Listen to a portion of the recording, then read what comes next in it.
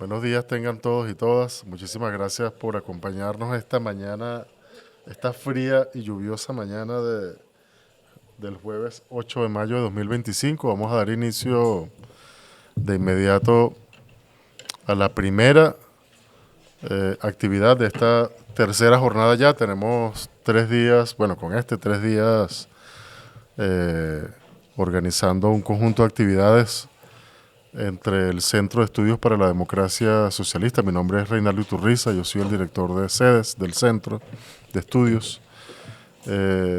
Actividades que estamos organizando junto con nuestras hermanas y hermanos de Tatuí TV. En esta oportunidad, durante el día de hoy vamos a tener, como les decía al principio, dos actividades. Vamos a estar trabajando o vamos a tener la presencia, bueno, en este caso de Carlos, a quien ya voy a presentar, y esta tarde de Laura. Ambos van a presentar, digamos, una suerte de avance, si se puede decir así, Carlos, de temas que han venido investigando durante los últimos años, ¿no? En el caso de Carlos Rivas, él ha titulado su ponencia La comunalidad histórica, elementos para su comprensión epistémica. Carlos es licenciado en Historia por la Universidad de los Andes, maestría en Historia y Ciencias Sociales por la Universidad de Artes y Ciencias Sociales UARCIS en Santiago de Chile, con maestría en Ciencias Políticas de la Facultad de Ciencias Jurídicas y Políticas de la Universidad de los Andes, y es doctor en Antropología por la Universidad de los Andes. Actualmente docente investigador del Programa Nacional de Formación en Psicología Social de la Universidad Politécnica Territorial del Estado de Mérida, Cleber Ramírez, y también profesor e investigador del Departamento de Sociología y Antropología de la Facultad de Humanidades y Educación de la Universidad de los Andes. Además de eso, es vocero de la Casa del Costurero, de los Sueños Emancipatorios Eulogio Paredes, integrante de la Radio Raíz, y es parlamentario de la Comuna Bicentenario 16 de septiembre, acá en la ciudad de Mérida. Les comentaba esto de las investigaciones, o sea, que son una suerte como de avance de investigaciones. Nosotros en sedes tenemos, desde el año pasado, creo que lo comenzamos a hacer el año pasado, comenzamos a abrir un espacio para compañeros y compañeras que, pues, viste que hay esta idea de que en Venezuela no se está produciendo nada, así como tampoco se está publicando nada.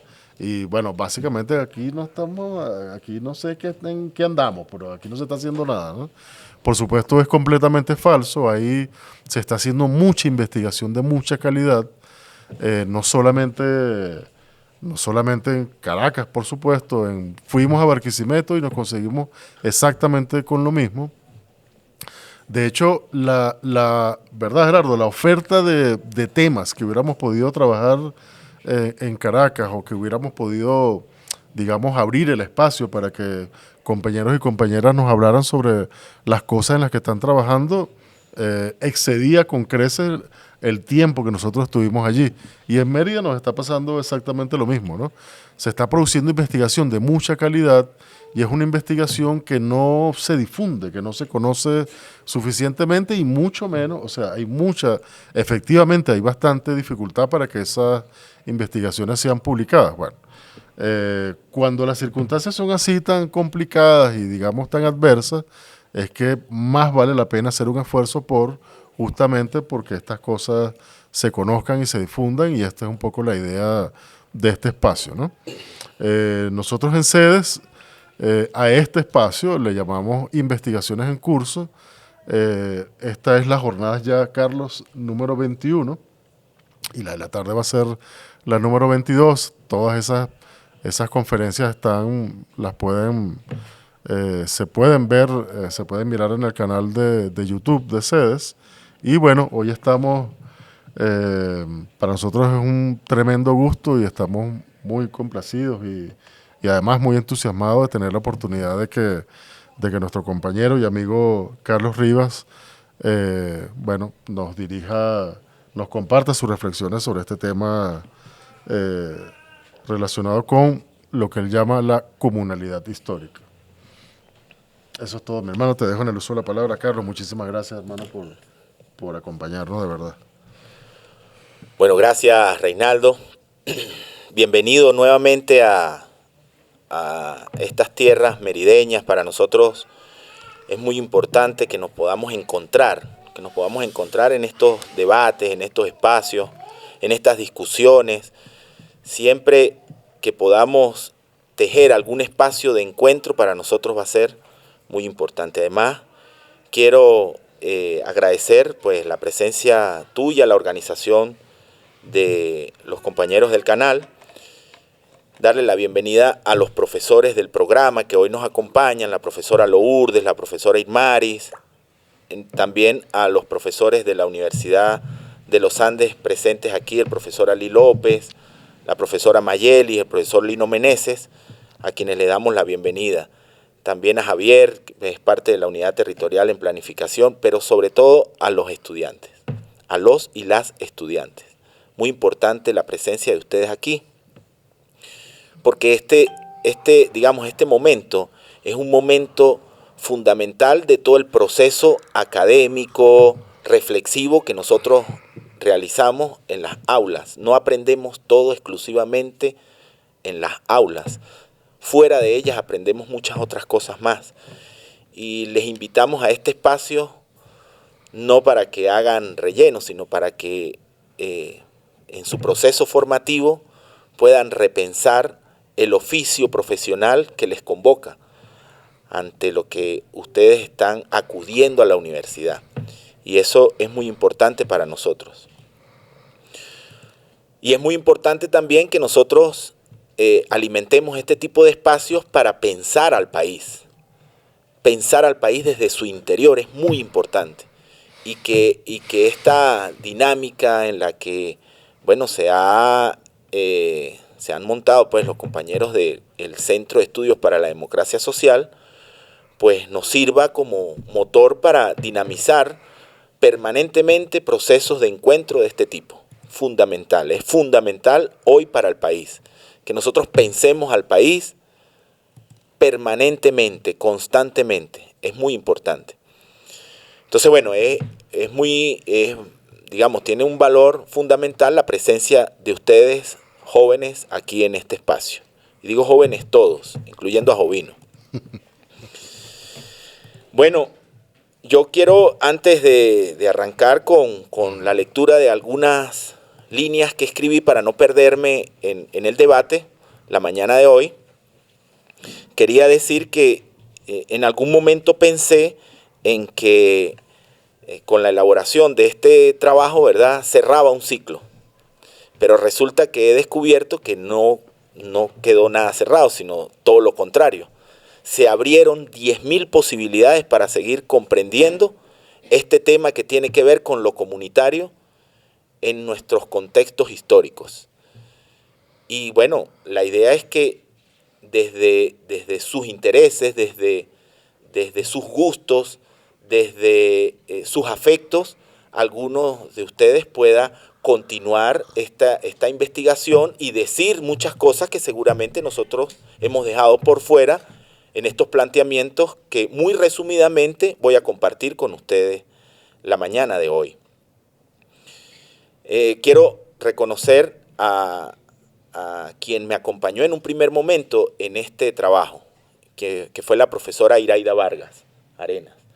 Iraida Vargas Arenas compartió parte del acompañamiento de este trabajo que presentamos como trabajo final como tesis final en el doctorado de antropología. Y bueno, por razones que no vienen al caso, no pudimos continuar con la labor y la asumió valientemente el doctor Lino Meneses Pacheco, a quien le endilgo toda la responsabilidad de lo que aquí yo hoy diga. No es una responsabilidad compartida, ¿verdad? Bueno, sin embargo voy a compartir con ustedes algunos elementos que escribí y quisiera que al final pudiéramos abrir un espacio para la participación, para que nos hagamos interrogantes, para que nos sigamos haciendo preguntas sobre lo que ha sido nuestro proceso histórico.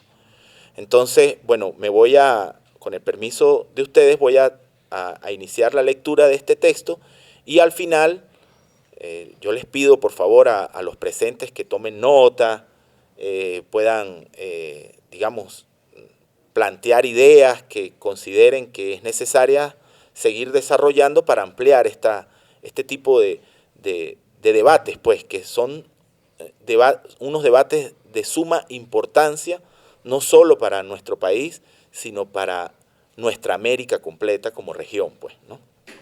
Entonces voy a dar inicio. Yo titulé este texto La comunalidad histórica como elemento particular de la realidad nuestraamericana, ideas para su comprensión epistémica.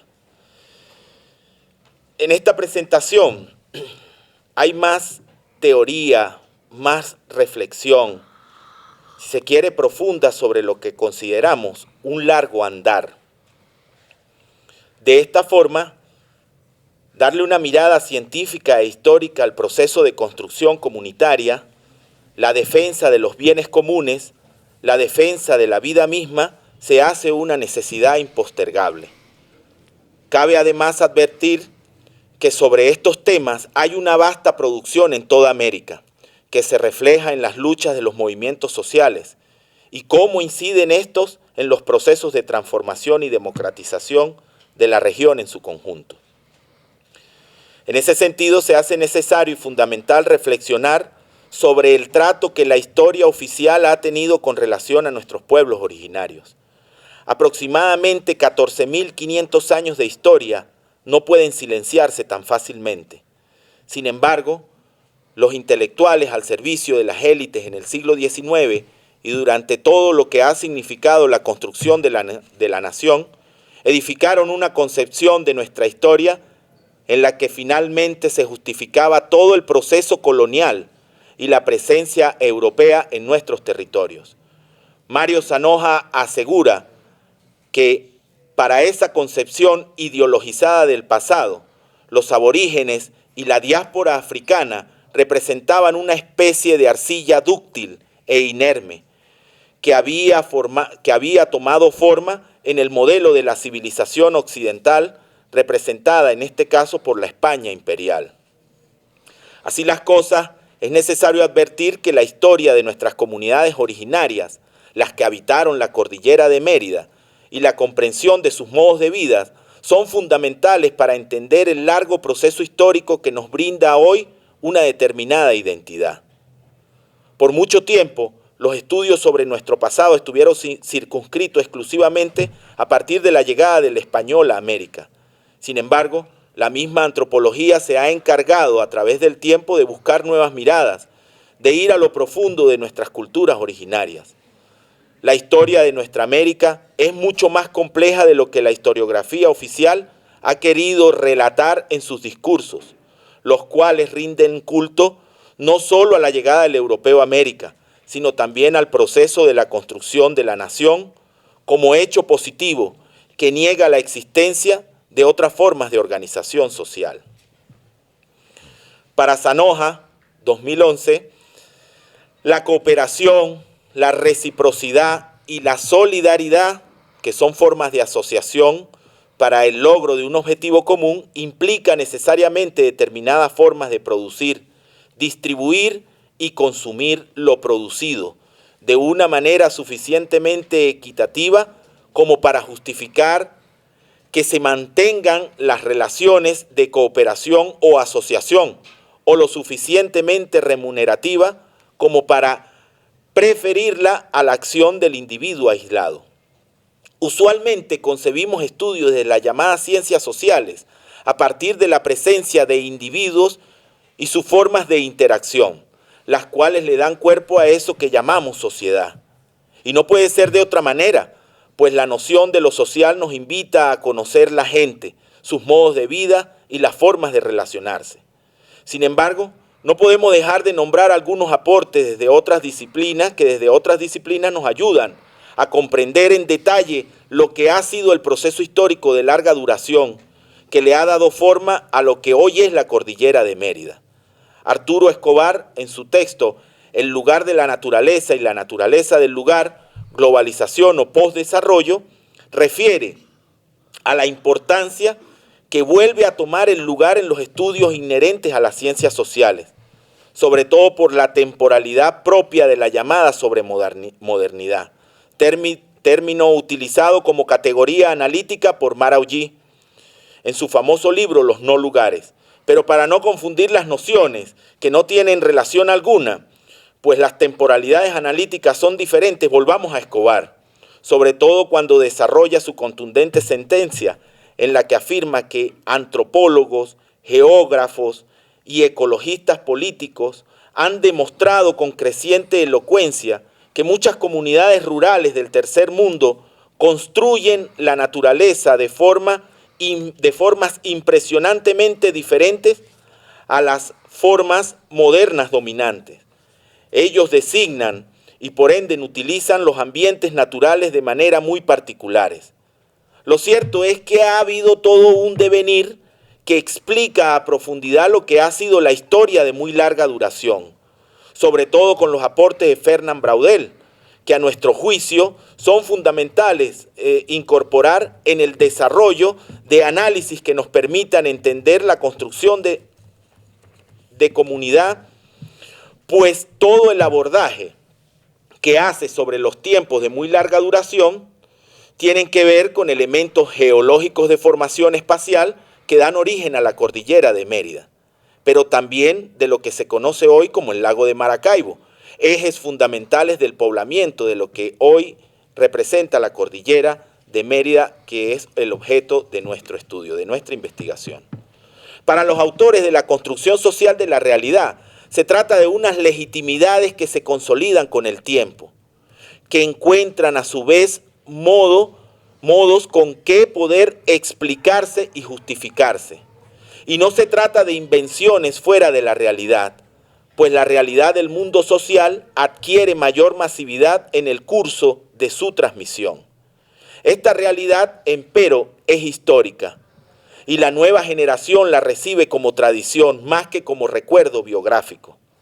De esta forma, la noción de geohistoria o la noción geohistórica no es una invención sin asidero o una interpretación académica producto de alguna elucubración personal. Al contrario, es reflejo del uso histórico del territorio que encuentra en lo común el orden legitimador. Hablamos en ese sentido de identidades que se tejen alrededor de los territorios y de los modos de vida propios de esas realidades particulares. Entonces, una región geohistórica contiene en consecuencia al movimiento definido como proceso histórico, y la delimitación geográfica entendida como espacio históricamente vivido. Con estas nociones podemos entender las sincronías y diacronías de las formaciones sociales que ocurren en una región geográfica y las raíces de los procesos contemporáneos. Asimismo, posibilita la aprehensión del origen y persistencia de las prácticas sociales en una región. De esta forma, el espacio es la esfera de la posibilidad de la existencia de la multiplicidad. Es la esfera en la que coexisten distintas trayectorias, lo que hace posible más de una voz. Por esta razón, reivindicamos como un primer elemento de lo común el uso del espacio y del territorio, lugar en el que se desarrollan relaciones sociales determinantes para la reproducción de la cultura y todo el simbolismo que ella conlleva. Por ello, es más bien producto de la herencia histórica, la resultante de variadas formas y ordenamientos espaciales, fruto de un conjunto de acciones sociales pasadas, algunas de producción, otras de las cuales se sirve la producción y otras al consumo. Asimismo, muchas de tales acciones responden a razones extraeconómicas, siempre culturales y también religiosas, espirituales y estéticas. En ese sentido es importante tener conciencia de lo que ha sido el poblamiento de América, pues la gente en este continente no cayó del cielo, sino que fue producto de un largo proceso migratorio que le dio nacimiento a las culturas que florecieron a lo largo y ancho del continente. Así, por ejemplo, la teoría autoctonista del argentino Florentino Amellino fue superada por los planteamientos aloctonistas, es decir, migratorios y de origen múltiple, de Alex Eldrica, Paul Rivet, Antonio Méndez Correia, entre otros, los cuales dan cuenta de un proceso de ocupación del territorio que tiene aproximadamente 40.000 años de historia. Estas cuestiones asociadas a la ciencia, sumadas a otras interpretaciones hechas desde lo literario, son retratadas en un texto escrito por Manuel Galich, el cual es titulado Nuestros primeros padres. Para este autor, quien toma algunos pasajes de Popol Vuh, al inicio del mundo, de lo que hoy es América, no había todavía un hombre, ni un animal, pájaros, peces, cangrejos, árboles, piedras, cuevas, barrancas, hierbas ni bosques. Solo el cielo existía. Confirma esto los aportes hechos por Paul Rivet, sobre todo reafirmando la idea de la penetración al continente americano por el estrecho de Bering, agregando además Galich que los aportes de Rivet abrieron una puerta a la ciencia para la comprensión del poblamiento de América. De esta forma, Manuel Galich propone que la construcción mitológica alrededor de la importancia del Sol, por ejemplo, hunde sus raíces en este primigenio proceso de poblamiento americano, producto quizás de un imaginario alrededor de la búsqueda de lugares para hacer la vida más soportable. Este dice que largo fue su peregrinaje, tal vez de varias generaciones o de muchas, como en el curso de él se fueron dispersando su lengua, originalmente una, que se fue diversificando. Esto lo sabe muy bien la glotocronología, y acabamos de conocer por Wislet Klugholm la existencia de correspondencias lingüísticas entre ambas márgenes del estrecho de Bering. Querrían naturalmente abandonar las gélidas regiones e ir al encuentro del sol, de las tierras templadas y cálidas. Volviendo a la cordillera de Mérida, podemos afirmar entonces que a partir de los vestigios arqueológicos encontrados en el llano del Anís, se comienza a pensar el territorio cordillerano merideño desde otras perspectivas, pues le dan una nueva mirada a un espacio geográfico sobre el que siempre se había dicho había sufrido un proceso de poblamiento tardío. Para finales del Pleistoceno y producto de la regresión marina producida entre los 18.000 más o menos 15.000 años por el máximo alcanzado por la glaciación de Wisconsin o de Mérida, el descenso de 110 metros del nivel del mar modificó la zona del Golfo de Venezuela, lo que hoy concebimos como el Golfo de Venezuela, dando paso a zonas emergidas en forma de llanura árida que conectaba al Golfo con la península de La Guajira, la península de Paraguaná e isla de Toas, al igual que la isla de Aruba, quien se unía a la plataforma continental en forma de península, siendo lo que hoy es el lago de Maracaibo un repositorio de aguas que provenían de la cordillera de Mérida y de la sierra de Perijá, convirtiendo de esta forma a los territorios de lo que hoy es la cuenca del Maracaibo, la cuenca del lago de Maracaibo, en vías de tránsito de las oleadas cazadoras y recolectoras que penetraron en un primer momento a la zona que hoy conocemos como el Llano del Anís. Para Gladys Gordones y Lino Meneses, la cuenca del lago de Maracaibo es una gran cuenca hidrográfica y sedimentaria, situada en una depresión de origen miocénico, que en el pasado remoto fue parte de un extenso mar que cubrió los territorios occidentales venezolanos. Desde el punto de vista orográfico, la depresión del lago de Maracaibo se origina por el levantamiento tectónico de los Andes venezolanos que se produjo hace aproximadamente 26 millones de años. antes del presente, en la era cenozoica, más específicamente en la época del Terciario superior, correspondiente al Mioceno. En este intervalo geológico, el lago de Maracaibo queda separado de la otra gran cuenca hidrográfica y sedimentaria de Venezuela, la del Apure Orinoco. Ahora bien, si nos permiten dar un gran salto histórico, con la llegada del europeo a tierras americanas se produce sin duda una ruptura con el devenir histórico que venía construyéndose desde hace alrededor de 40.000 años de historia. Ya con el proceso de colonización e implantación de la nueva realidad colonial, el encomendero será el reflejo de ese nuevo mundo, lejos de la pasividad tributaria, feudal, de Europa, y emprenderá con avidez, emprenderá entre comillas, con avidez, el mayor espíritu ambicioso para lograr a toda costa sus intereses, los cuales giraban alrededor del enriquecimiento. Dice Eduardo Arcila Farías que en el encomendero se conjugan dos espíritus, el del feudalista y el del capitalista. Para Arcila Farías, el encomendero es ante todo un hombre de su tiempo, movido por el afán de lucro y proponiéndose como meta la riqueza. Entre sus contemporáneos es el encomendero el hombre de acción en quien prenden más fuertemente las ideas y los anhelos de un mundo nuevo. Dista mucho del hombre medieval. Es el resultado de una manera radicalmente distinta de entender el mundo y la vida. Ávido de riqueza, la perseguirá febrilmente.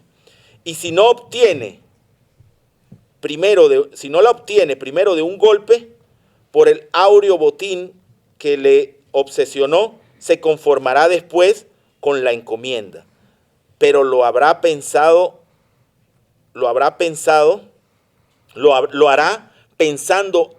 alumbrar en ella manantiales de riqueza. En el caso de los Andes merideños, por no haber minas de metales preciosos, encontrarán en la tierra su usufructo y la superexplotación de la mano de obra indígena, convirtiéndola en herramientas fundamentales para alcanzar dichos objetivos ambiciosos. Eduardo Arcila Farías afirma que el régimen de la encomienda reportó diferencias sustanciales en Mérida en comparación con el resto de Venezuela, no solo por su pertenencia en un primer momento a la jurisdicción del nuevo reino de Granada, sino que quienes cumplían los roles de visitador provenían de dicha jurisdicción atendiendo a los lineamientos de quienes les correspondían darlos, en este caso provenientes de Santa Fe. En palabras del mismo Arcila Farías, todos los indios, inclusive las mujeres, estaban sometidos al servicio personal impuesto a discreción de los encomenderos, sin prestar atención a las disposiciones metropolitanas. Esto da cuenta de procesos de instigación y sometimiento por parte de quienes asumían responsabilidades de encomenderos, desmembrando la vida social de los pueblos que habitaban dichos territorios. No obstante, queremos reafirmar lo ya dicho con anterioridad, sumándole un elemento importante, que es la reducción de la población femenina a causa del trabajo forzoso al que estaban sometidas las mujeres. Así, una rigurosa comparación entre las ordenanzas emitidas por Alonso Vázquez de Cisneros para esta jurisdicción y las de Alquiza y Alcega para la provincia de Venezuela pueden dar cuenta del trato diferenciado con el que se trabajó al indígena en las dos jurisdicciones. No obstante esta realidad, los indígenas luchaban, huían, se reagrupaban para mantener resistencia. Podemos decir entonces que con la implantación colonial se abre el ciclo de las resistencias, el cual a nuestro juicio no ha finalizado. Esta idea del constante reorganizar la vida para la defensa de lo común lo llamaremos comunalidad histórica, que no es otra cosa que el espíritu de las comunidades, aún bajo el régimen colonial en sus diferentes etapas, que permiten sobre la acción jurídica acciones sociales que dan cuenta de intereses grupales, muchas veces al margen de lo legalmente instituido. De esta forma, sobre la acción colectiva, Sidney Tarrow señala que los elementos fundamentales que las promueven son los cambios en las estructuras de oportunidades políticas. La magnitud y duración de las mismas depende de la movilización de la gente a través de las redes sociales. Por supuesto, nada que ver con lo que conocemos actualmente como redes sociales, que conocemos con el uso de la web, y en torno a símbolos culturales de significado. Y es que los sentidos no perceptuales y los significados todos giran alrededor de la defensa de la vida. En ese orden de ideas, las aspiraciones de la población se vinculan directamente a la materialidad y a la expresión espiritual y simbólica, que en definitiva se traducen en participación política y social aún fuera de lo legalmente instituido.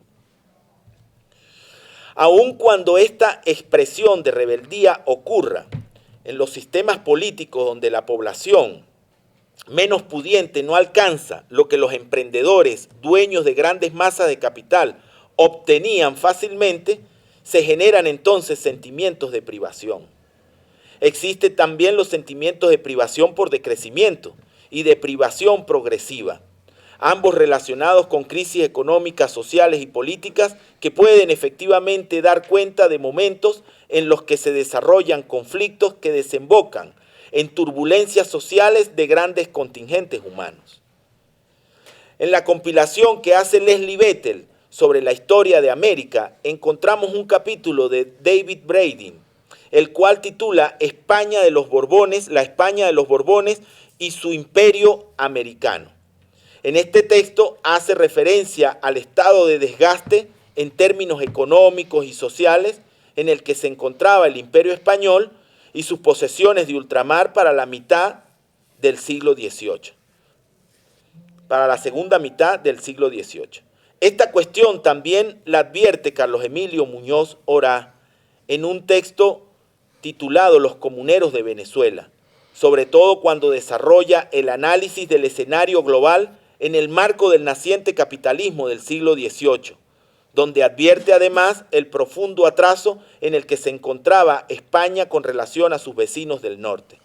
Hablamos en este caso de Inglaterra y su desesperación por multiplicar sus posesiones y la producción en los territorios americanos.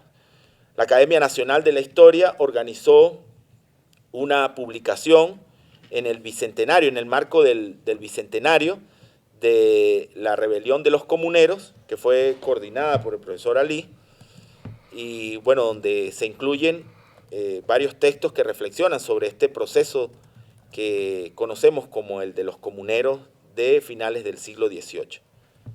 A todas estas, muchas cuestiones que alimentaban esta nueva jurisprudencia del siglo XVIII impactaban directamente al pueblo llano, pues se traducía en más trabajo, más mano de obra explotada. La fisiocracia entonces fue la gran triunfante en este período del proceso colonial, reproduciendo toda su lógica, tanto comercial como cultural. En ese sentido, el impacto de las reformas iba a variar según el lugar, pues las condiciones económicas iban a ser determinantes para que en los lugares en los que la producción, sobre todo minera, no era tan esplendorosa, las reformas se tradujeran en situaciones que agravaron los procesos de explotación de la población indígena. Los objetivos eran claros. Las reformas borbónicas representaban intenciones concretas que perseguían una meta, pues estaba bien establecido que éstas tendían a la repotenciación de España frente al mundo metropolitano europeo, al plantear la racionalización económica de la totalidad del imperio español en función de ese objetivo metropolitano. Sin embargo, la aplicación de estas medidas despertó rebeliones a lo largo y ancho del continente, producto de la imposibilidad de desarrollar con normalidad los procesos económicos propios del emergente capitalismo. De esta forma, en 1780-1781, la aplicación de las similares medidas, una recaudación de alcabala más eficiente y una rigurosa supervisión de los pagos de tributos y la restricción del cultivo de tabaco fue el detonante de revueltas por toda la Nueva Granada y las tierras altas andinas. Se trataba de reorientar hacia España excedentes que a consecuencia de la crisis económica del siglo XVII, derivada de las catástrofes demográficas originadas por el descenso de la población indígena, estaban estancadas en el interior. En la práctica, el Estado intentaba refundar las relaciones coloniales en el marco de un nuevo escenario que autores como Lynch han llamado un nuevo imperialismo y que para otros, como Brading, se trata de la segunda conquista. Entonces, la llamada crisis de la sociedad colonial da cuenta de un proceso de descontento popular y de las élites emergentes, quienes al mismo tiempo comenzaban a reclamar mayores libertades para desarrollar sus emprendimientos productivos. Así, la base común de todas estas rebeliones populares era el sentimiento contra los nuevos impuestos decretados por el Estado borbónico. De esta forma, dicho marco jurídico, implementado por el llamado despotismo ilustrado, generaron las condiciones necesarias que darán luego paso a las revoluciones de independencia. Fernando Mírez, por su parte, hace referencia a que cuando son implantadas las reformas sobre las estructuras sociales extremadamente rígidas, tienden a producirse fisuras que son imposibles de cerrar. Es un hecho histórico continuamente comprobado que acabamos de afirmar. En términos generales, eso fue lo que ocurrió en la América española cuando fueron puestas en práctica las reformas borbónicas.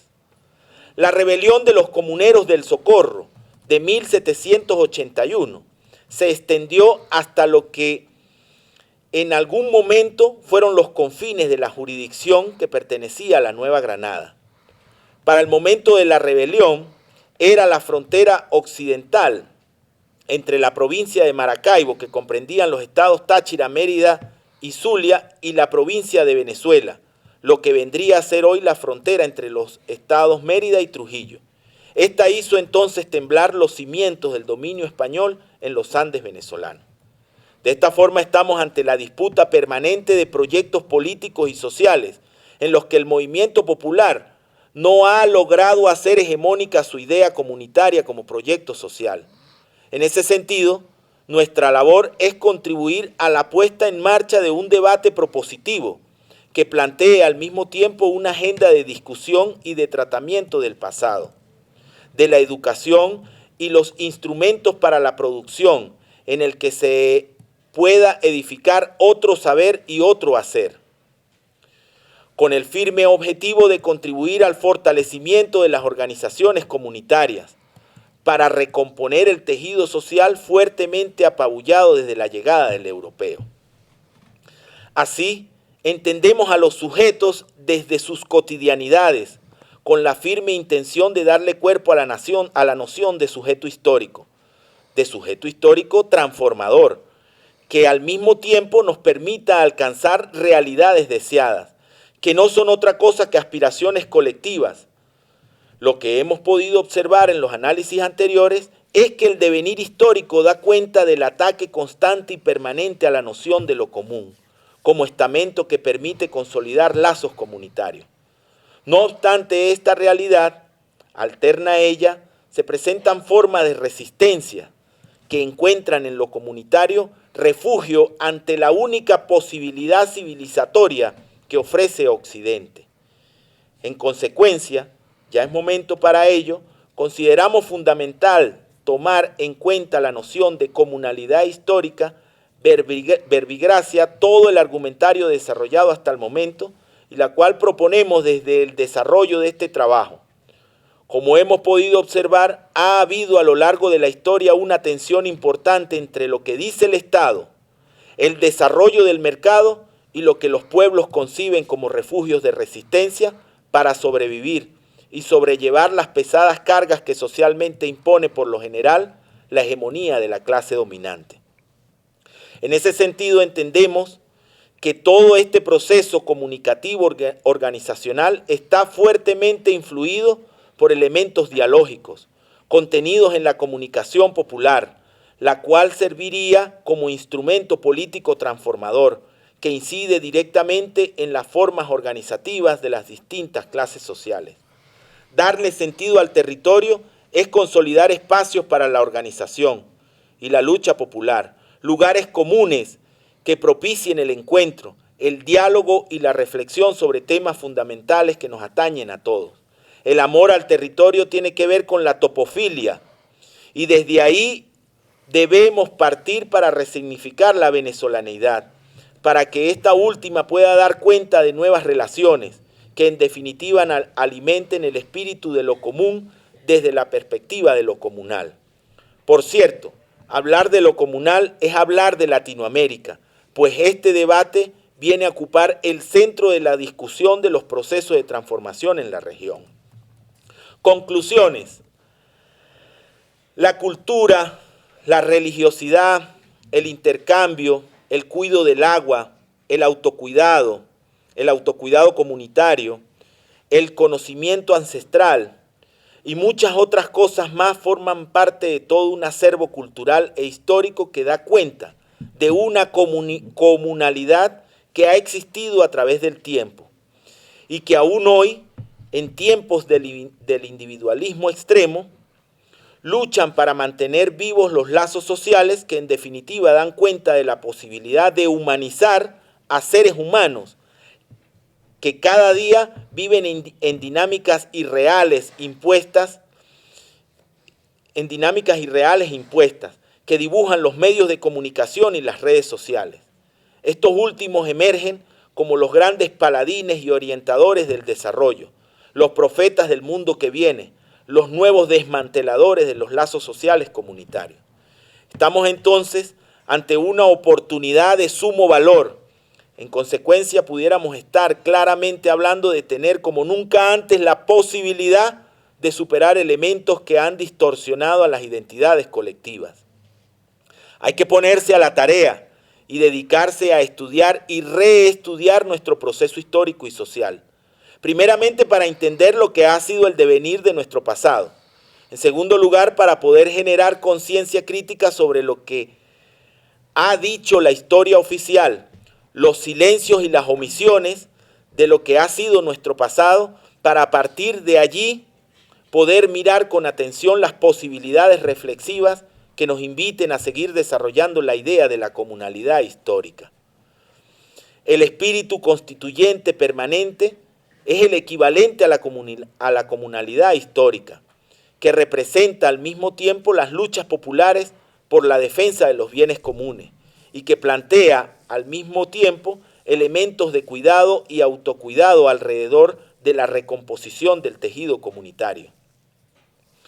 Aunque este verbo reflexivo compone los planteamientos concluyentes de estas ideas expuestas, nosotros tenemos que decir que quedan abiertas muchas brechas para seguir generando proposiciones epistémicas que den al traste definitivo con lo que la historiografía positivista dejó sentado como verdad absoluta. Lo comunitario, en definitiva, tiene una raigambre histórica importante. Por añadidura, lo comunitario ha sido entonces lo que le ha permitido a nuestra sociedad sobrevivir a las adversidades que se le han presentado en el tiempo.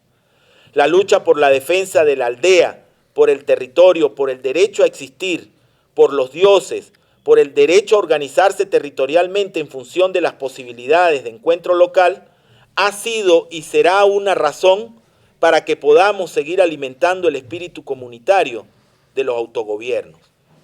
Concluimos también que hay diferencias sustanciales entre distintas propuestas, como por ejemplo, todo lo que gira alrededor de la noción de lo comunal. Porque no es lo mismo hablar desde una perspectiva de la comunalidad histórica a partir de la comprensión de lo que lo comunal ha sido como un proceso constituyente permanente que tiene una vigencia de más de 14.500 años y que en el tiempo ha tenido variantes mientras que ha sido sustento de nuestra sociedad en función de la posibilidad de resguardar la vida. Mientras que de lo comunal, que se reduce muchas veces a discurso y consigna en este tiempo en el que el gobierno bolivariano promueve la construcción de comunas, que si bien acertadamente es una propuesta que recoge de cierta forma toda esta lucha histórica del pueblo venezolano, queda aplastada por la vieja cultura política del clientelismo paternalista. A diferencia de la consigna vacía del comuna o nada, que enuncian algunos personajes imbuidos en la contradicción profunda, que es el reflejo de una cultura política colonial extractivista que pesa sobre nuestra sociedad y que encuentra en la demagogia elementos fundamentales para hacer las del gato pardo. Proponemos el desarrollo de la comunalidad histórica como oportunidad para consolidar una agenda para el autogobierno comunitario, con agendas de lucha propias construidas desde los territorios. La posibilidad del desarrollo comunal en este siglo XXI debe lidiar con la cultura política creada al amparo del rentismo petrolero, que encuentra además en la cultura de la hacienda el peor de los aliados.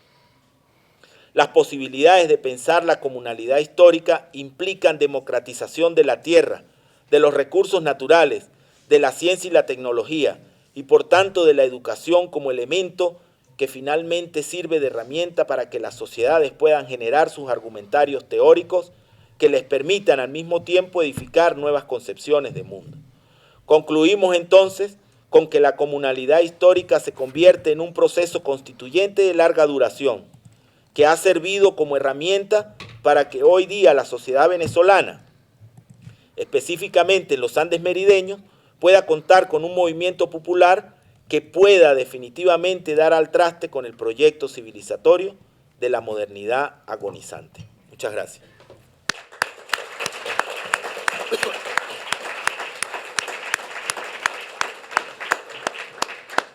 Con el saludo a los amigos Carlos y Turriza. Bueno, quisiera intervenir a romper un poco el hielo porque a veces es bueno hacerlo, ¿no? En presencia pues de algunos muy conocidos, otros no. Me llamo Ali López, soy profesor de la Escuela de Historia de la Universidad de los Andes. Desde hace 50 años sigo activo, sigo trabajando y preocupado por muchas de las cosas que el colega Carlos Rivas nos ha planteado en el día de hoy. En primer lugar, pues no me sorprende la manera tan enjundiosa como Carlos ha abordado el tema, porque venimos trabajando en otro tema, otro aspecto al que quiero referirme, pero de una manera general, partiendo del tema que él propone de la comunalidad histórica. Y ese problema lo concibo yo en el sentido de la falta de la enseñanza, del conocimiento y de la comprensión de la historia en este momento tan crucial que vive el país, en un proceso todavía en vía de transformación. No hemos logrado totalmente hacer los cambios que ya en un cuarto de centuria podían haberse logrado, pero que precisamente esa forma que hemos heredado de la conducción de los gobiernos nacional, regional, local, nos impide acercarnos a una manera distinta de ver lo que debe ser la futura sociedad venezolana. Y voy a referirme particularmente a lo comunal con el ejemplo de lo que nos ocurrió cuando se llegó a discutir la ley de las comunas. Se abren espacios para que opinemos. Se nos invita a participar en reuniones. Nos señalan link para enviar propuestas. Aparece en la televisión una reunión de mucha gente en Caracas, porque todo el problema, y esa es una de las herencias que tenemos y que nos está matando también en la forma de opinar libremente, ¿no? Que es que lo que se decide en Caracas pues llega hasta nosotros y es aquí donde tenemos que aplicarla como lo decide en Caracas. Pues bien, con unos amigos nos propusimos llevar a la idea de que en la ley de comunas debía crearse a una especie de funcionario o de personaje dentro de las comunidades que fueran el historiador de los consejos comunales, el historiador de las comunas. Bueno, la primera reacción que ocurrió en Caracas es que la palabra historiador es muy fuerte, que no calza, porque nos hemos acostumbrado a que historiador solo es el que egresa de una escuela de historia y, bueno, mucho menos de una escuela de educación, pero que es el que está en condiciones de hacer historia, y no es verdad. Todo ser humano parte de su propia historia, de su historia personal, particular, la que lo vincula a su familia, a su escuela, a su sociedad, en la que comparte con el transcurrir del tiempo las distintas formas de conocer e interpretar su mundo vital. Nada de eso se tomó en cuenta. Tuve la oportunidad de conversar con la persona que fue el enlace para llevar la propuesta, y simplemente, bueno, se habló entonces del cronista comunal, ¿no? Entonces, el cronista pertenece a una época del pensamiento histórico que ya no es el que nosotros estamos necesitando. No es el narrador, no es el cuentista. Los hubo muy buenos, los hubo que los seguimos utilizando para hacer nuestros propios estudios, pero ya el concepto de crónica es anacrónico. Ya el concepto del cronista no se ajusta a la realidad de lo que estamos viviendo, porque cualquiera de nosotros puede hacer historia. Cualquiera de nosotros puede escribir una historia desde lo particular hasta el colectivo al que se pertenece. Entonces, en esa preocupación por querer llegar a una comunalidad de la historia, hay un ejemplo patético, pero hay un ejemplo que estamos viviendo y que a lo mejor no nos damos cuenta porque lo oímos tanto nombrar todos los días.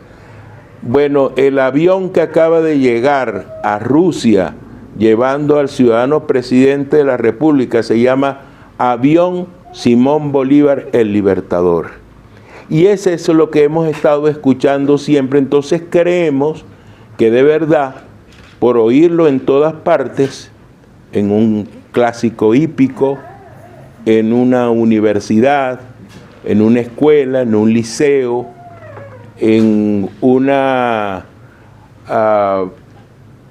un concurso, como acabo de encontrar en una revista, un concurso de belleza que llevaba el nombre de Simón Bolívar porque estaban participando todas las naciones bolivarianas, entonces había que elegir a una reina para un sesquicentenario que se estaba conmemorando en el Perú. Y en verdad nosotros no conocemos a Simón Bolívar. Somos unos ignorantes totales, no más allá de su fecha de nacimiento, de muerte, y les pido que repasen en su mente lo que les enseñaron en las escuelas. No conocemos más allá de su vida, ahora mucho de sus amores. Ahora queremos conocer más a Bolívar por sus amores. Y resulta que no, que cada vez más está vivo el pensamiento del Libertador en cualquiera de las cosas que queramos hacer. El comandante Chávez no puso el artículo 1 de la Constitución como un adorno. Lo colocó, y él lo decía, lo manifestaba la constituyente Oda Núñez, cuando los reunió a los educadores para hablarle de la nueva Constitución, le decía que ese artículo tenía que marcar el conjunto de los 339 artículos restantes de la Constitución. Y él los puso en una tarea, en una noche, larga noche, casi de madrugada, a que cada uno abriera un artículo de la Constitución y entonces explicara el número 1 en ese artículo, que encontrara el artículo número 1 en el artículo que abriera. Y yo los invito a ustedes que lo hagan. Primero apréndanse de memoria el artículo 1 y luego vayan a cualquiera de los artículos y busquen la relación de lo que está planteado en ese momento. Entonces, llegar a una comunalidad histórica, Carlos, es tener conciencia histórica, en primer lugar, de este presente que estamos viviendo. Si nosotros vamos a seguir viendo el problema de las comunas, de los consejos comunales, solo como unas organizaciones de carácter político, económico, estamos disociados con la realidad en que el tiempo nos marca para conocer nuestro momento histórico tan importante que tenemos que vivir, ¿no? Y termino con esto. En esas tantas lecturas que se hacen ahora o que hacemos para encontrar a Bolívar de otra manera, consigo en un artículo se llama Simón Bolívar y Bunker Hill. Le comentaba a Mayeli este hecho. Y yo no sabía que era Bunker Hill, un lugar en los Estados Unidos. Y busco en Mama Google Bunker Hill. Entonces me dice que es un sitio de Estados Unidos donde se produce una batalla en 1777, que es la batalla más importante, según los habitantes de allí, de la independencia de los Estados Unidos. Y yo, ¿qué tiene que ver esto con Bolívar? El artículo se llama Simón Bolívar y Bunker Hill. Al leer el artículo descubro que es una sociedad del monumento de Bunker Hill creada en el año de 1823. Y le escriben una carta a Bolívar en 1826. Me gustaría de verdad que ustedes leyeran la carta que el director de la asociación le envía a Bolívar para nombrarlo miembro honorario de la asociación Bunker Hill, porque es el que de verdad ha puesto en práctica el espíritu de lo que había sido la Revolución Norteamericana, y no propiamente Washington y Jefferson, porque se habían quedado con su revolución y no había avanzado más allá de los principios que establecía. Entonces, es un problema del conocimiento de la historia que nos lleva a que una cosa tan de mucha nimiedad pudiera ser como el ejemplo que acabo de exponer, pero hay muchas otras. Y Bolívar, en los cientos de cartas, en los cientos de documentos que escribió, ya se han contabilizado más de 15.000 en el Archivo General de la Nación. Siempre está presente una palabra que se llama pueblo. Bueno, muchísimas gracias. Gracias. Buenos días, querida juventud. Buenos días, camaradas. Primero quisiera saludar al camarada que yo tenía desde la época del Pleistoceno, que los políticos no recurrían a las ciencias naturales para explicar la política.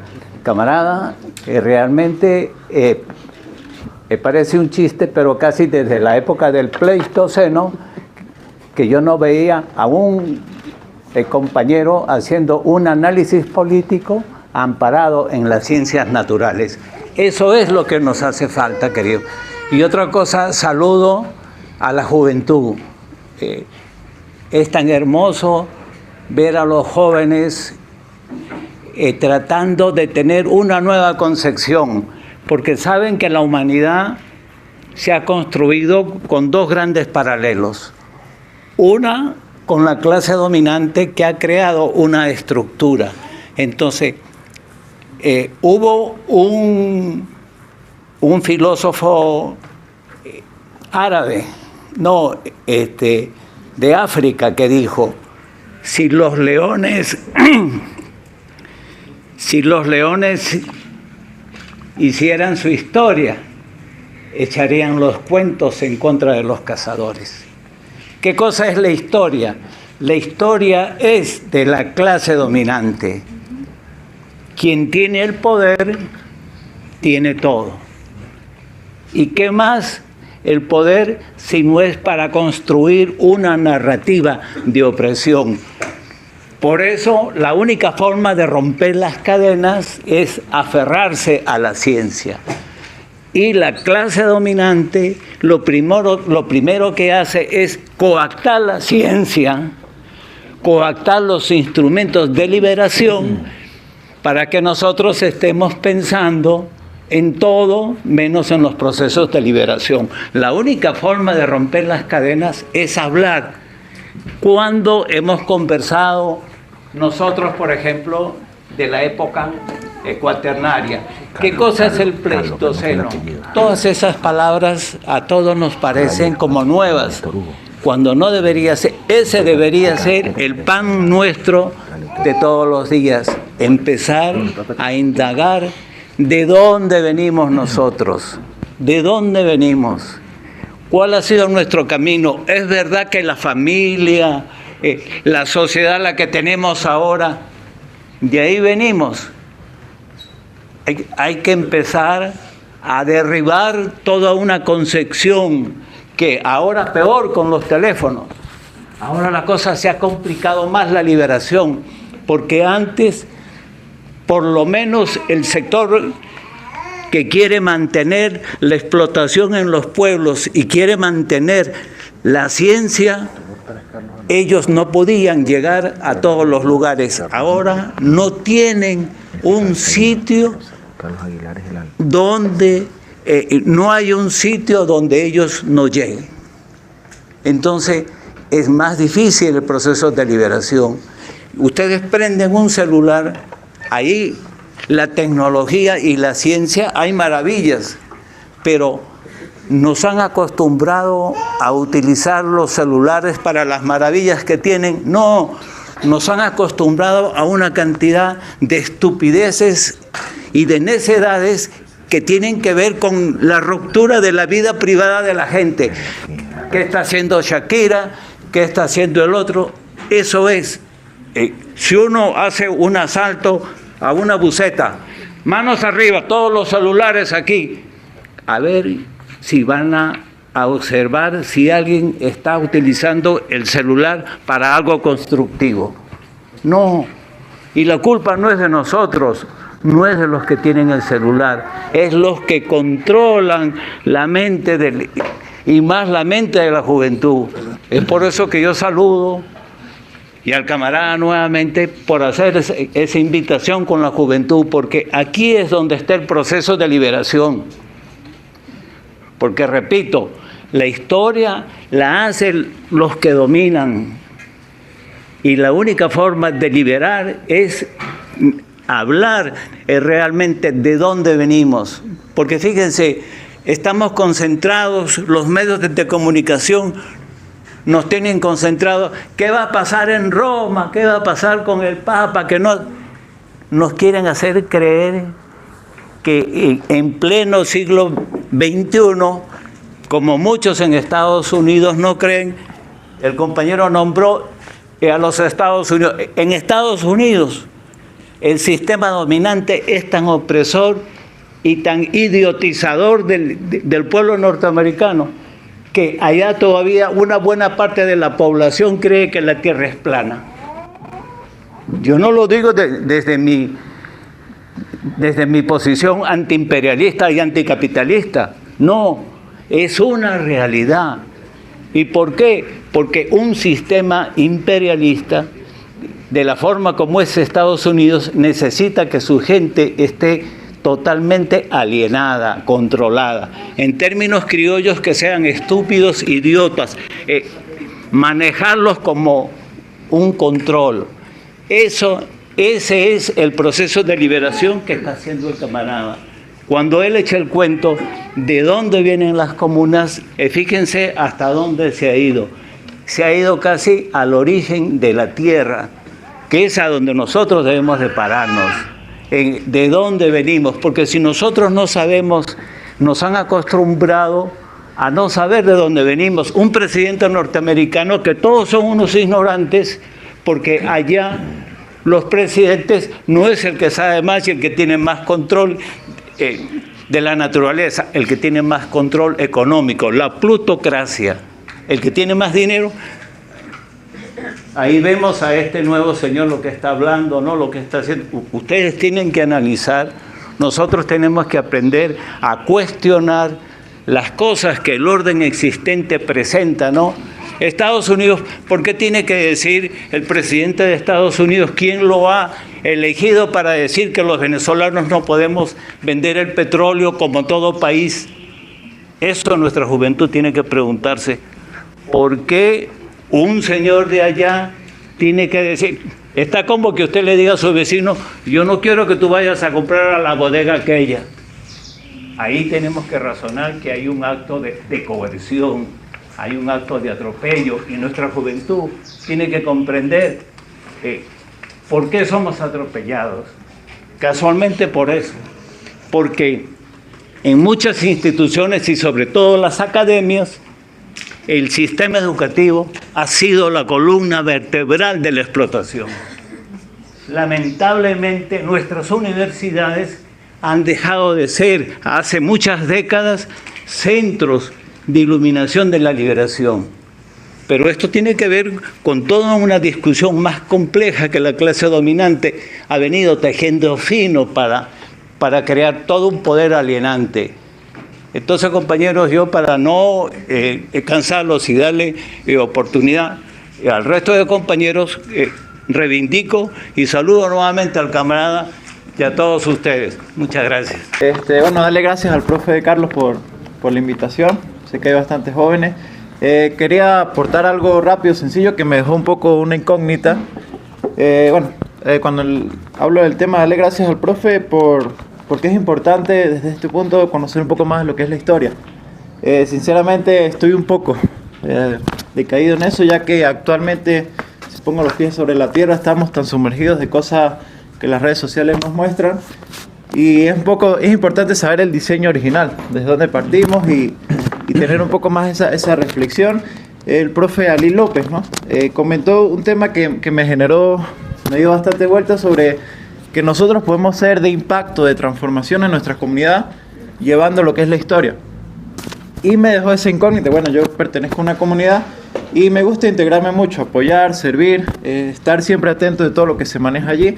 Y el tema histórico es algo que también deberíamos conocer, abordar lo que es la parte de la cultura. Y en sí, yo me hago esa pregunta de cómo un joven, tengo 23 años, cómo yo puedo compartir la historia a mi comunidad. Primero tengo esa decadencia, porque pasé por todos los niveles de institución académica y creo que lo que se repitió o lo que me hablaron, ejemplo, Simón Bolívar, lo básico, lo estándar, su fecha cuando nació, cuando murió y lo que hizo.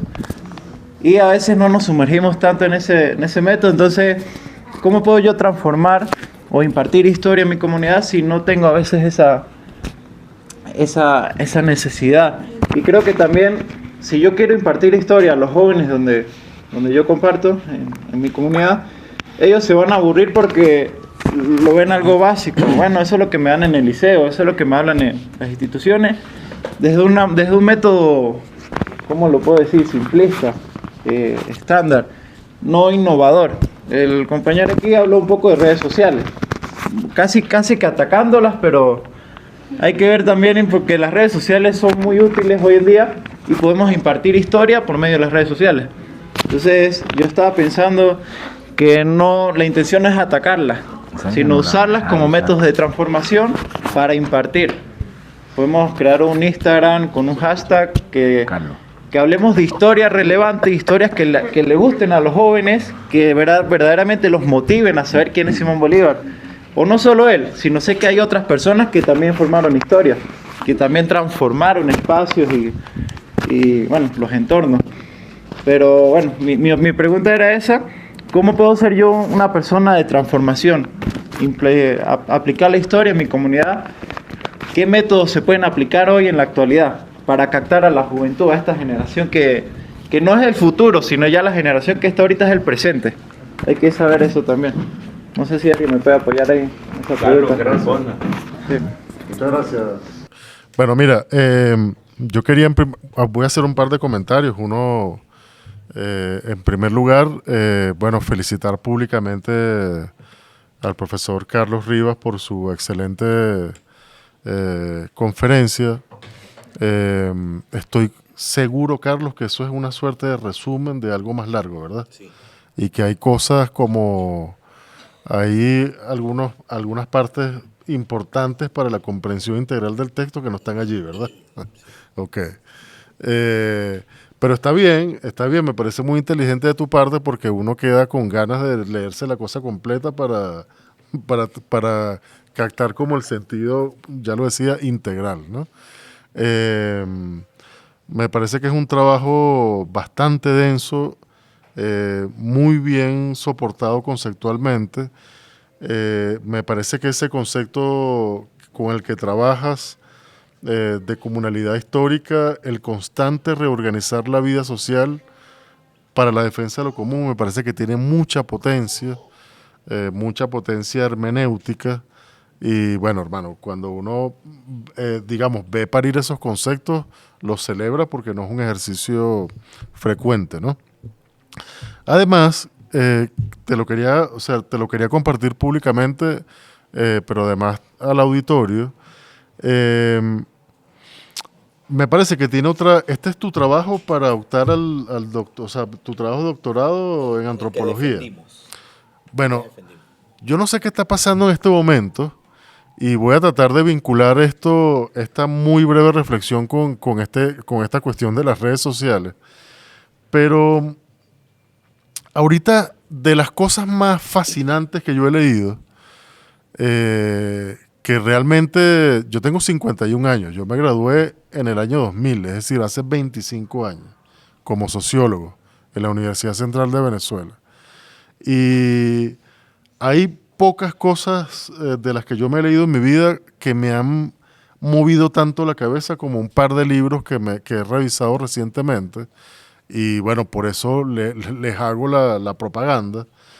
Uno se llama El amanecer de todo, una nueva historia de la humanidad, bueno, ese es un libro escrito a 4 manos, un autor que ya murió, por cierto, David Graeber y David Wengrow.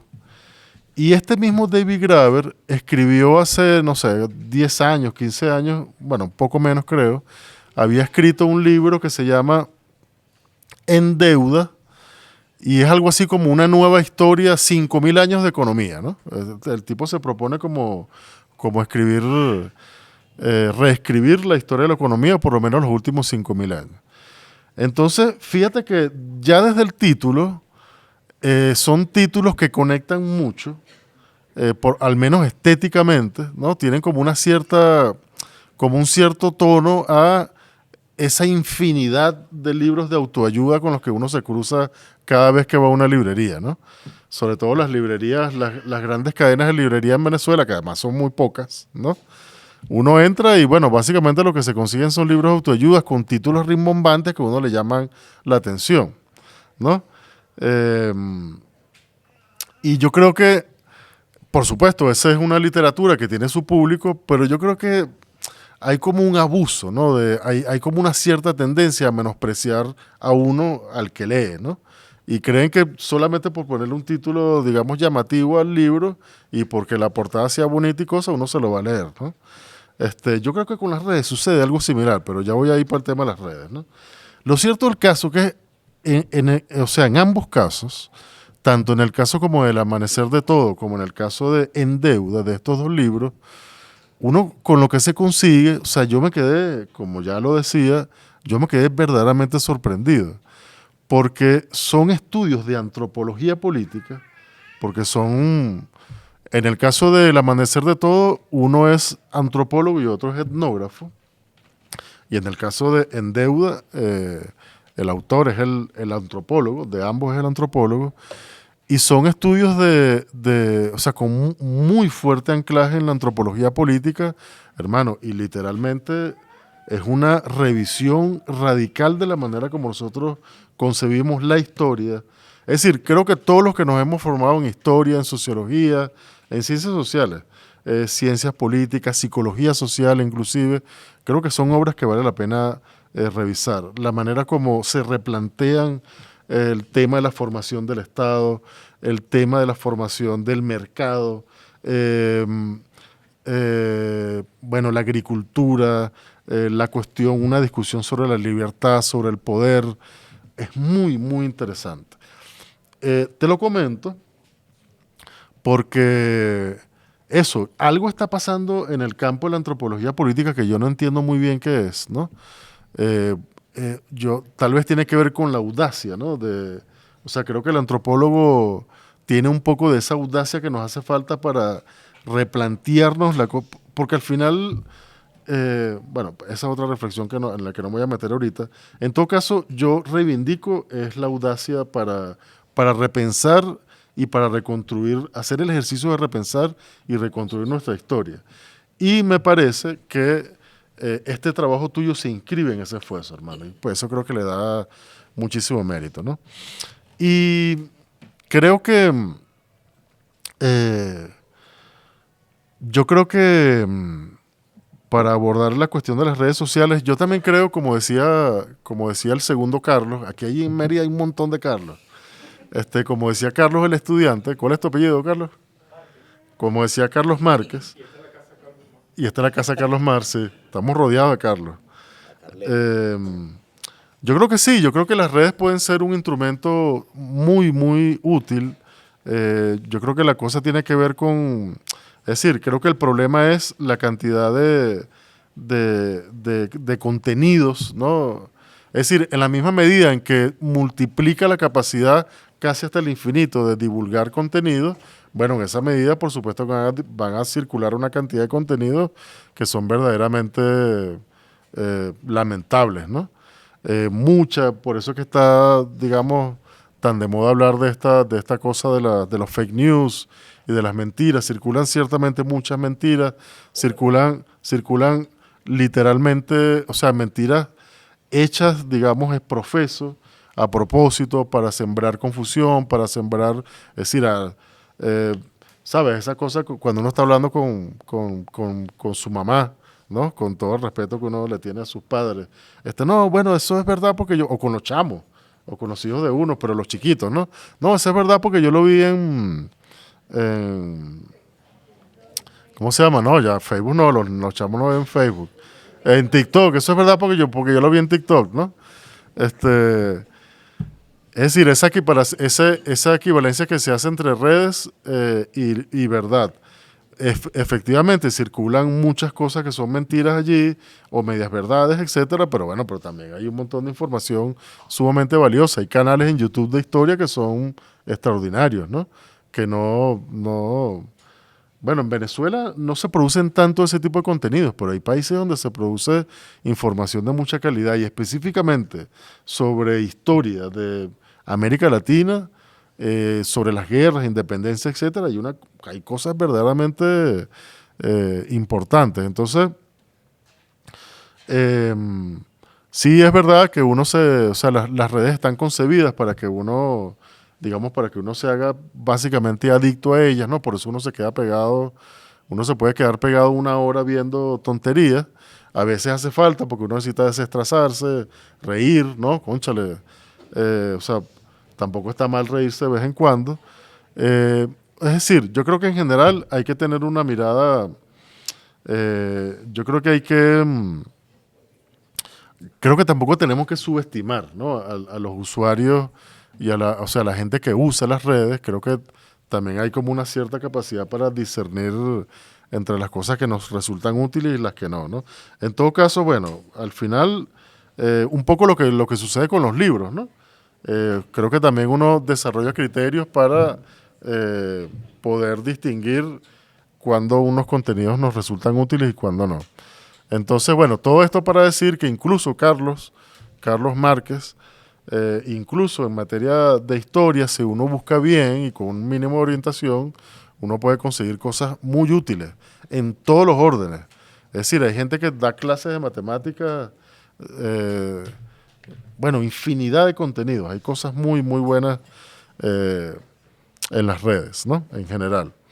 Pero bueno, eso es casi un paréntesis, ¿no? A propósito de que salió el tema y a propósito de este par de libros que les recomiendo eh, eh, muy vehementemente. Y bueno, para decir, Carlos, que me parece que este esfuerzo que tú, este ejercicio intelectual que tú has hecho, se inscribe en lo que a mí me parece de lo más fascinante que se está produciendo intelectualmente en este momento en el mundo, hermano.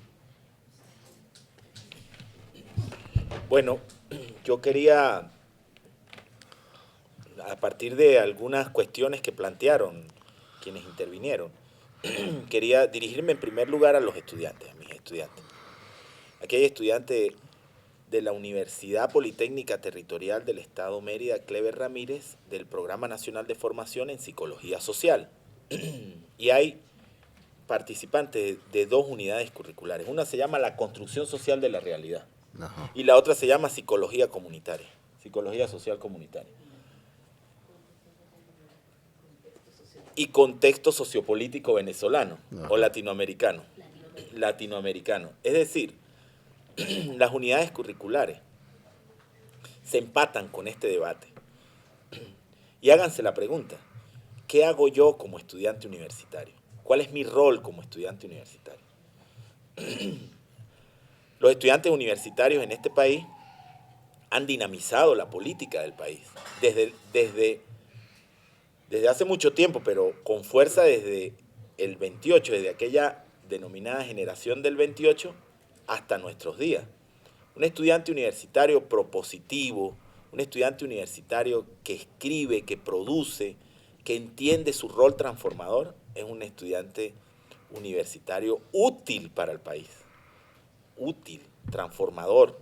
Y ese es, digamos, el espíritu que nos convoca aquí en este espacio. Y que entendamos la historia como herramienta para transformar, no la historia como relato, no es la historia como relato, es la historia como herramienta. Todo sujeto social tiene una historia, toda comunidad tiene una historia. Y esa historia le permite a esos sujetos que viven en esa comunidad construir identidades.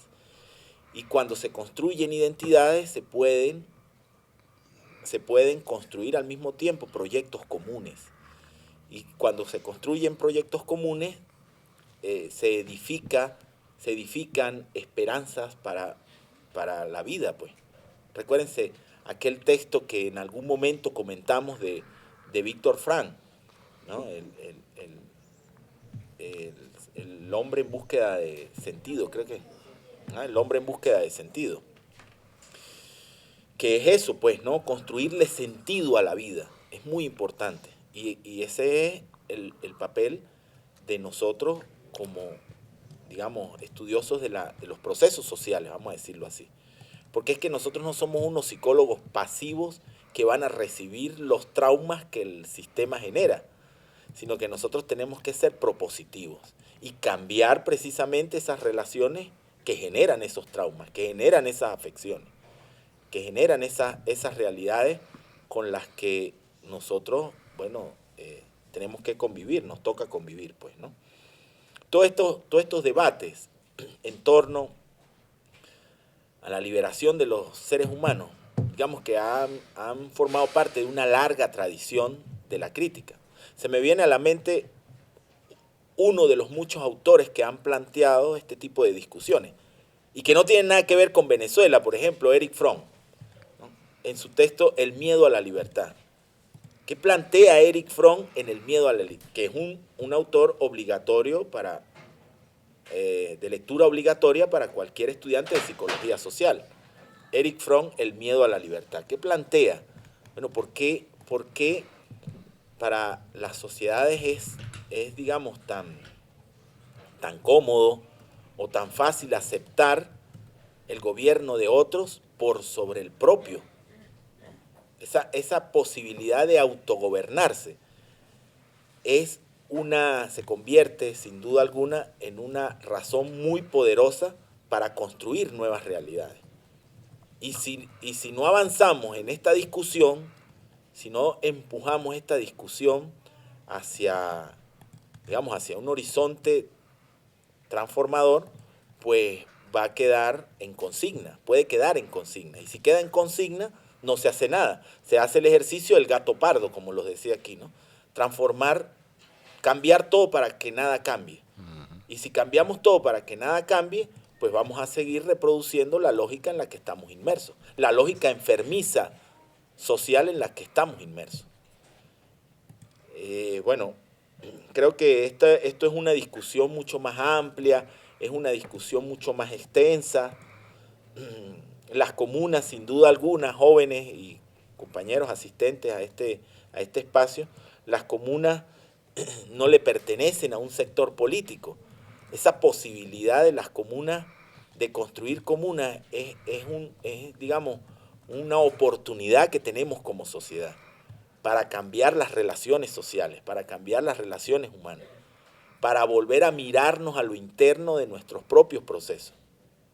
Y eso no le pertenece a un sector político exclusivamente, nos pertenece a todos como miembros de un conglomerado social que sin duda alguna quiere una vida mejor, quiere una vida distinta. Pero la vida distinta y la vida mejor no nos la va a dar, no nos la va a proporcionar quienes han generado precisamente esta situación caótica en la que nos encontramos inmersos. Es decir, la modernidad como proyecto civilizatorio y el capitalismo como herramienta fundamental para la explotación de seres humanos y de recursos naturales. Entonces, la idea de invitarlos a este espacio es que alimentemos el espíritu crítico, transformador, para abrir posibilidades a la construcción de una nueva sociedad y que eso no se quede en consigna. Yo, por demás, Reinaldo, quiero decirte que estoy sumamente complacido de haber estado en este espacio, de haber estado compartiendo estas ideas, de haber estado con toda esta logística que organizó el CEDES y Tatuí TV Comunitaria, bueno, para que nosotros podamos seguir alimentando un debate que debe expandirse por muchos otros espacios, por muchas otras comunidades, por muchas otras redes sociales. Yo quizá intencionalmente me tomé a la tarea de leer esto que escribí. Digo intencionalmente porque no vivimos en un tiempo en el que no estamos acostumbrados a concentrarnos. Todo es rápido, todo tiene que decir, el que me quiera decir algo me lo tiene que decir en menos de un minuto, rápido, porque no tengo tiempo, porque no me concentro, porque todo me parece fastidioso cuando alguien está hablando durante un poco más de lo que yo puedo concentrarme ahora. Entonces quería que hiciéramos este ejercicio, quise que hiciéramos este ejercicio reflexivo, para escucharnos, para poder atendernos, para poder reflexionar sobre nuestro proceso histórico y social, pues, ¿no? Estoy muy contento de estar aquí y estoy muy contento de compartir este espacio con ustedes, con cada uno de los presentes. Muchas gracias por haber venido.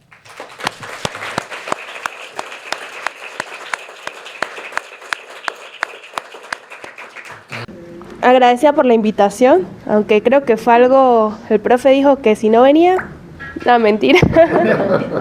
No, tiene razón, profe, en el discurso o en el relato escrito que tiene allí de su trabajo.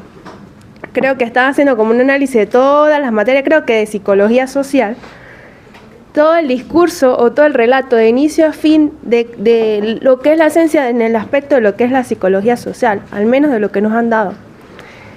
Mi cuestión o mi pregunta va más allá, si ese trabajo que usted está haciendo lo va a publicar, en el sentido de para nosotros poder, por ejemplo, a mí siempre me ha llamado y coincido de que nosotros tenemos que saber de dónde venimos, y no de ese venir de familia, sino del territorio donde nacimos o donde estamos inmersos, porque conocemos muchas historias ajenas a nuestro territorio venezolano o incluso el territorio merideño o incluso en cada uno de los municipios porque no sabemos de dónde venimos. Entonces yo creo que parte de lo que el profe está diciendo o el relato que está diciendo de toda la cuestión de la cordillera de los Andes o el territorio merideño, pues me parece pertinente, profe. Y no solamente,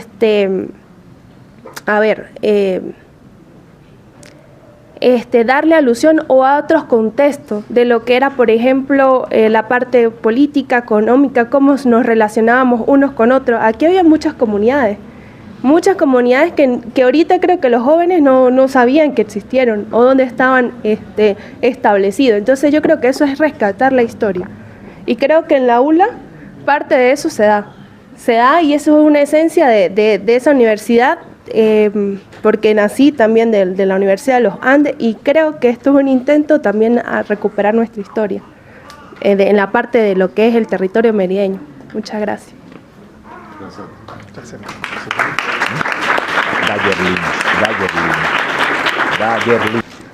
Buenos días a todos. Me disculpan un poco por la garganta, pero estoy un poquito malo. No quería dejar de pasar la oportunidad, después de haber escuchado varias opiniones sobre lo que se está reflexionando el día de hoy, un poquito reivindicar que somos los mismos. Por ejemplo, cuando hablaban de los jóvenes y por añadidura entonces de la generación más vieja, de la dificultad de asimilar ciertos conocimientos y de hacerlos más atractivos para un público cuyas condiciones han cambiado, pero es que nosotros también estamos viviendo unas condiciones que han cambiado. Es decir, yo en este momento tengo 35 años de edad. Recuerdo un momento en el que no existía el internet. Recuerdo un momento en el que no había computadoras, por lo menos al servicio y a la disposición de cada quien. Recuerdo un momento en el que no nos podíamos poner de acuerdo por el teléfono para reunirnos en un espacio como este.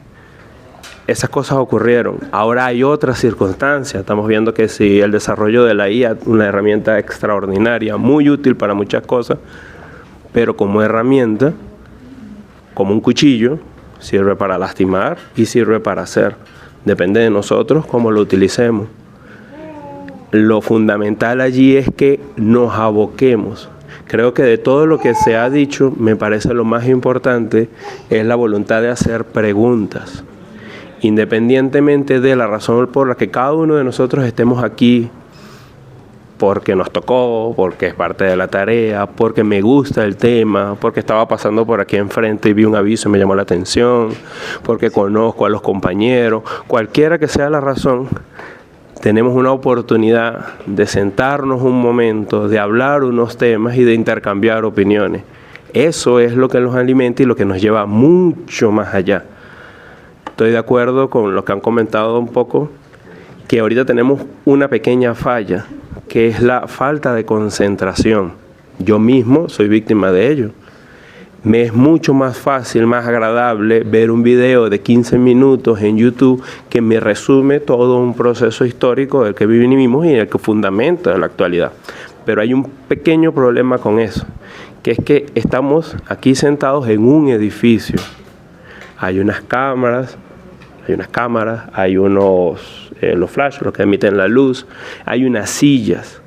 Para poder llegar a ese nivel de infraestructura hubo que dedicarse a eso en tiempo, en espacio, en recursos, en energía. Y de aquí en adelante vamos a tener que volver a hacerlo. No todos, no de la misma forma, pero sin esas cosas no tenemos nada. Entonces necesitamos entender un poquito de dónde vienen para nosotros hacer nuestra parte, porque a nosotros nos va a tocar. Me gustó mucho el compañero que dijo que no se trata de que somos el futuro, que este es el presente.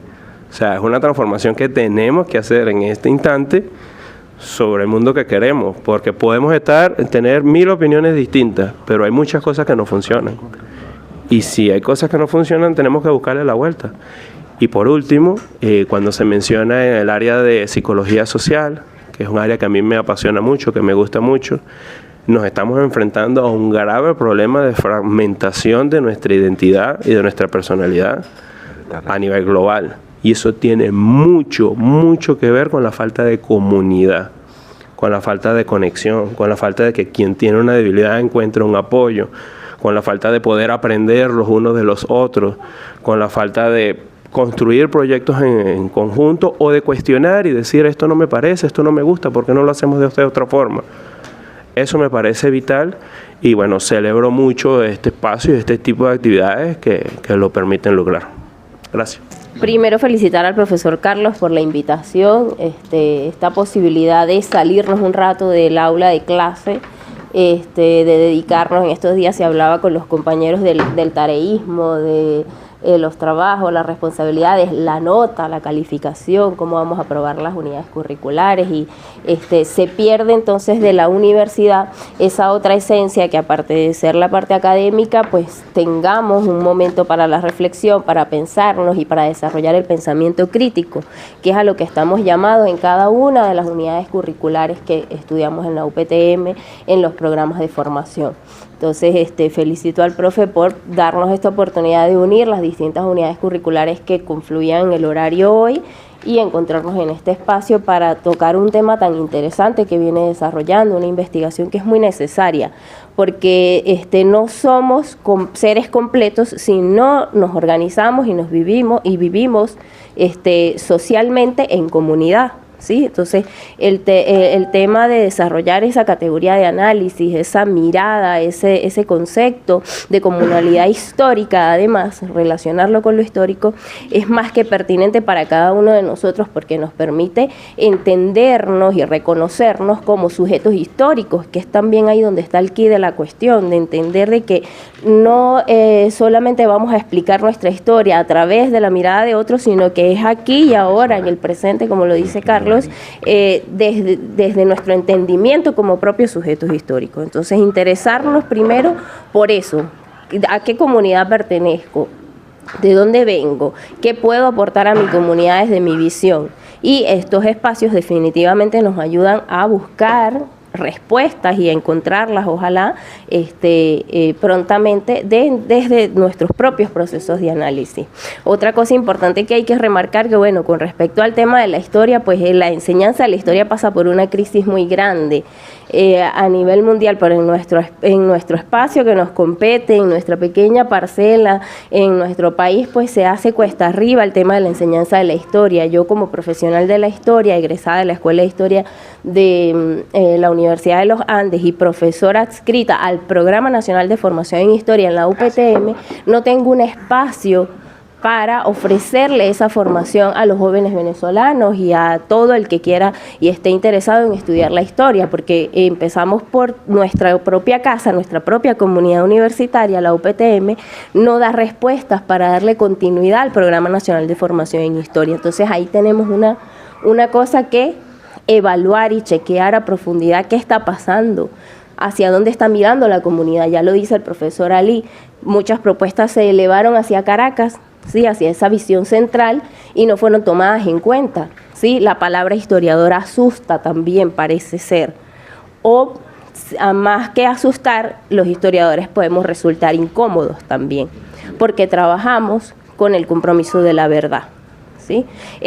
Y el tema de las redes sociales, qué bueno que lo enlazaron aquí, hay que hacer un estudio, hay que profundizar en esa formación de cada uno de nosotros, en desarrollar ese criterio, esa capacidad de pensamiento crítico, porque eso nos da la posibilidad de que cuando accedemos a esos espacios digitales podamos determinar qué contenido me suma y qué contenido no me suma, porque hoy en día con el tema de se relaciona con lo del tema del origen de nuestros pueblos originarios, encontramos testimonios como los de un Juan Miguel Zunzunegui, que es un estudioso no de la historia de México, que tiene mucha voz y mucha presencia en redes sociales, negando nuestro proceso histórico originario, ¿sí? Y validando y blanqueando los procesos coloniales, además dando conceptos muy peligrosos y muy dañinos para el entendimiento de nuestra historia, de nuestros pueblos y nuestras comunidades originarias. Entonces, las redes sociales allí son un altavoz para un elemento que no contribuye positivamente a esa visión. Se supone que esas visiones de leyendas doradas ya las habíamos superado. de leyendas doradas o leyendas rosas acerca del proceso de colonización español, las habíamos superado y resulta que no, porque la cuestión no es solamente Zunzunegui dando sus testimonios en redes sociales, sino cuando uno entra a la sección de comentarios, encuentras que la población se siente validada en ese discurso. ¿Población de qué? Sobre todo usuarios españoles.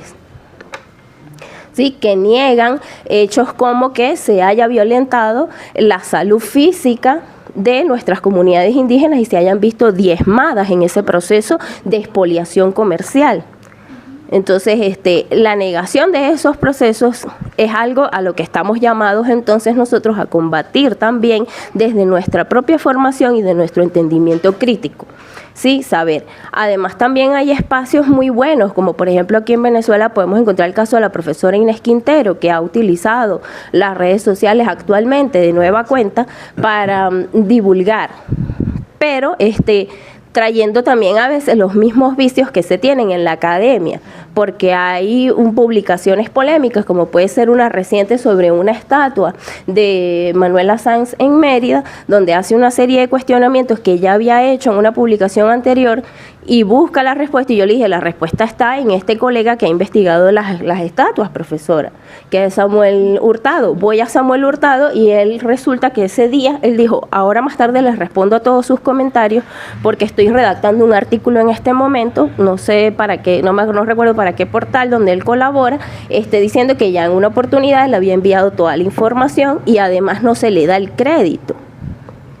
Aparte de que se comete el mismo error histórico, el mismo tema se falsea en algunos puntos que él ya los había aclarado, tampoco se le da el crédito y se usan las imágenes además fotográficas y videos que él ha hecho por cuenta propia. Claro. Entonces, si vamos a trasladar a las redes sociales también esa misma actitud de mezquindad, de no reconocer el trabajo del compañero, del colega investigador en historia, pues no estamos haciendo una labor positiva como comunidad histórica, como comunidad de estudio histórico. Entonces, esas eran mis palabras para hoy y gracias a todos los que asistieron. Bueno, no quisiera que cerráramos nada, más bien que abriéramos, que dejáramos abierta la posibilidad de seguir debatiendo sobre estos temas, que son muy amplios, que además nos invitan a hacer un ejercicio multi e interdisciplinario, juntar diferentes áreas del conocimiento humano para pensar la posibilidad de consolidar nuevas relaciones, de afianzar a la comunidad como elemento fundamental para desarrollar la vida, para defender la vida. Porque el Estado no se puede encargar de todo, tampoco el mercado, que existe además, ¿no? Exacto. No puede tener una visión crítica ante el mercado, pero el mercado existe, es una realidad. Exacto. Pero no todo puede estar en manos del mercado, como no todo puede estar en manos del Estado. Y ahí es donde intervienen las comunidades organizadas para asumir lo más sensible que tiene que asumir. Porque lo más sensible no puede estar en manos ni del Estado ni del mercado. Lo más sensible tiene que estar bajo el cuidado y la protección de la comunidad. Entonces, bueno, repito, mi satisfacción de estar aquí con todos ustedes. Ojalá y podamos seguir generando procesos de investigación.